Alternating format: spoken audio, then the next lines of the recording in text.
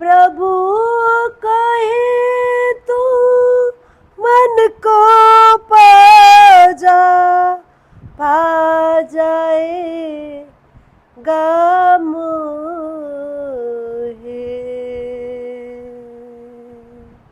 तोरा मन दर्पण कहलाए, तोरा मन दर्पण कहलाए। भले बुरे सारे कर्मों को देखे और दिखाए। तोरा मन दर्पण कहलाए, तोरा मन दर्पण कहलाए।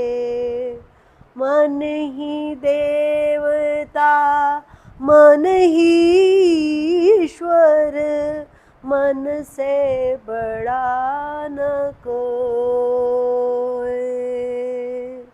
मन ही देवता मन ही ईश्वर, मन से बड़ा न कोई। मन उजियारा जब जब फैले, जग उजियारा होए। इस उजले दर्पण पे प्राणी धूल न जमने पाए।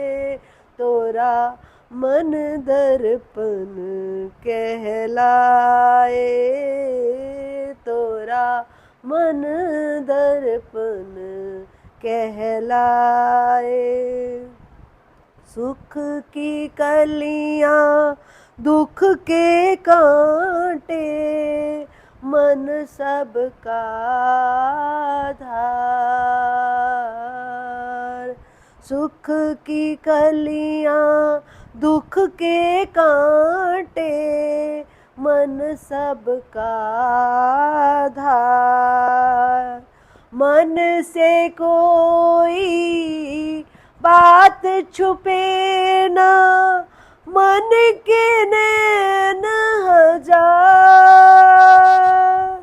जग से चाहे भाग लो कोई, मन से भाग न पाए। तोरा मन दर्पण कहलाए, तोरा मन दर्पण कहलाए। भले बुरे सारे कर्मों को देखे और दिखाए। तोरा मन दर्पण कहलाए, तोरा मन दर्पण कहलाए। तोरा मन दर्पण कि प्रभु ने एक चीज हमें बड़ी ही सुंदर दे रखी है, जिसमें आप अपना पूरा खेत देख सकते हो। वो दर्पण है, लेकिन जैसे दर्पण साफ ना हो तो तस्वीर साफ दिखाई नहीं देती। तस्वीर आप अपने आप कैसे देख सकते हो? मान लो दर्पण ना होता, मान लो आपके पास दर्पण ना होता, तो आप अपना चेहरा कैसे देखते? तो परमात्मा ने आपके अंदर एक खूबसूरत आईना दिया है अपने आप को देखने के लिए। आपके आंतरिक जो सौंदर्य है, जो शुद्ध और दिव्य है, मैं सुंदर उसी को कहती हूँ जो शुद्ध है और जो दिव्य है। मेरी सुंदर की परिभाषा यही है। किसी के सुंदर मुख को देख करके सौंदर्य का बखान करना मैं उस सौंदर्य की बात नहीं कर रही हूं, मैं उस नैसर्गिक सौंदर्य की बात कर रही हूं, उस शुद्ध साकार सच्चिदानंद स्वरूप की बात कर रही हूं, जिसको देखने का एकमात्र साधन पहले तो मनुष्य जन्म में आना है, और फिर उसमें ये जो मन बहुत ही खूबसूरत दिया है, दर्पण की तरह काम करता है। ये बचपन से मैं गीत गाया करती थी, बट इसके मायने आज बिल्कुल सच हो गए कि जब व्यक्ति अपने मन पे काम करना शुरू कर देता है, मन को स्थिरता में लाना शुरू कर देता है, कर्म इंद्रिय ज्ञान इंद्रियां सब साफ साफ दिखाई देने लग जाती हैं, उनकी चाल बदल जाती है, वो सामंजस्य में आ जाती हैं, तो अहंकार भी गिर जाता है। निष्पक्ष न्याय करना सीख जाता है, निष्काम हो जाता है, निस्वार्थ हो जाता है। यही बड़ी डेफिनेशन है, और यही बड़ी डेफिनेशन को मैं समझाना चाहती हूँ आपको, पर समझाना बड़ा मुश्किल है। जैसे आप कहते हो मन को समझना बड़ा मुश्किल है, बट मन को समझना सबसे आसान है मेरी दृष्टि में, क्योंकि मैंने इसी को ही समझ करके जो है उसको पाया है, उस सत्य का साक्षात्कार किया है, और फिर उसके बाद परम आनंद को पाया है। मैंने अपना ही रहस्य पाया है। तो इसीलिए मैं कह रही हूं आपको कि मन बड़े काम की चीज है, इससे कुछ भी छुपता नहीं है। आपने चोरी करी है, झूठ बोला है, किसी का दिल दुखाया है, तो ये अच्छी तरह से जानता है। हाँ, अपने आप को अच्छा साबित करने जाओगे अपने से झूठ बोल करके, तो ये मन आपको अंदर ही अंदर हंसता हुआ दिखाई नहीं देता कि झूठ बोलने नंबर बनाने जा रहा है। अपना मान सम्मान पाने के लिए व्यक्ति मन भुलाए फिरता रहता है, मन को देखना ही नहीं चाहता है, और मन निरर्थक दिया नहीं गया है। मन चंचल है, लेकिन इस चंचलता की वजह से ही माया में आकर्षण है।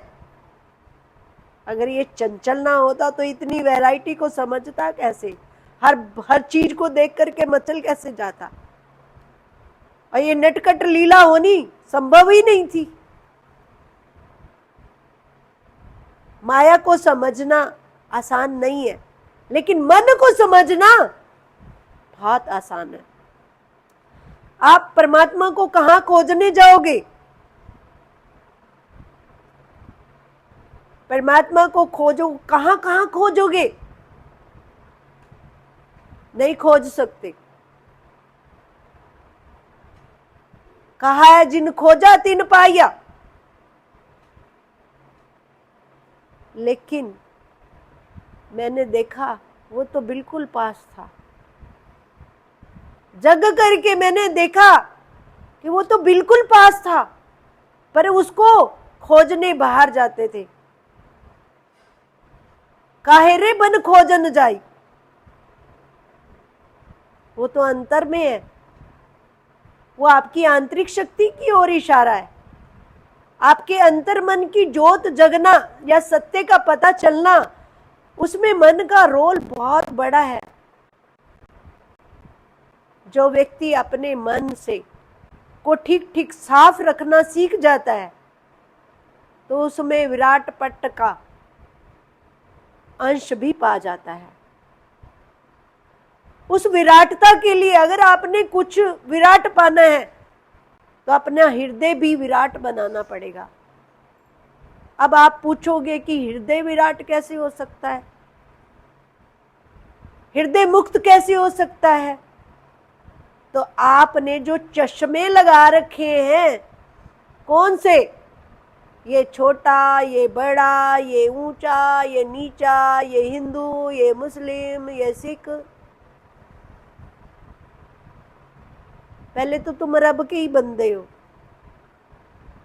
इंसान हो ना। क्या भेद है? ऊपरी भेद है सारे। ऊपरी भेद कैसे है? देखो, अंदर से 5 तत्व का शरीर है, सबका 5 तत्व का शरीर है, सबकी मशीन एक जैसी है, सबका यंत्र एक जैसा है, साधन सबका एक जैसा है।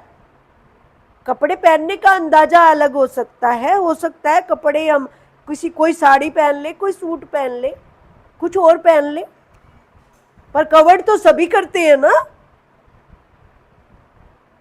किसको कवर करते हो? परमात्मा के द्वारा दिया गया जो ये मानव शरीर है, इसी को ही तो करते हैं ना।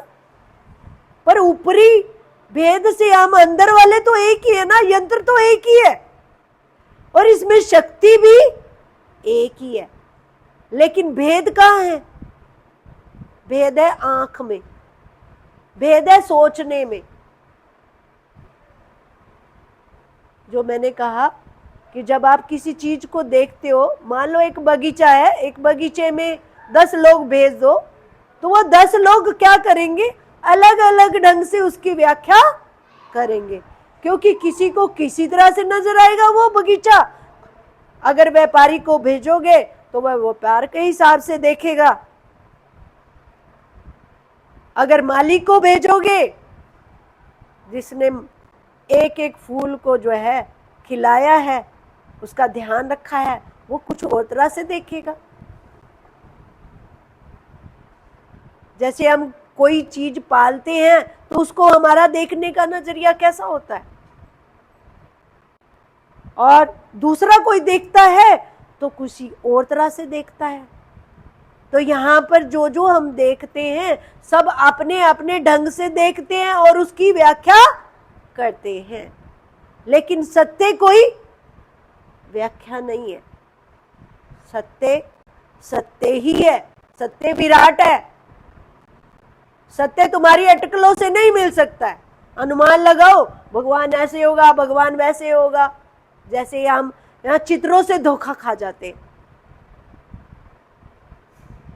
लेकिन हमारे पास पहले समझ नहीं थी उतनी। आप देखो, आदि मानव की तरह जब हम आए, हमारे पास क्या था? कुछ भी तो नहीं था। शक्ति तो तब भी थी जब हम नहीं रहते, जब रहते हैं तब उसकी शक्ति हमेशा मौजूद रहती है।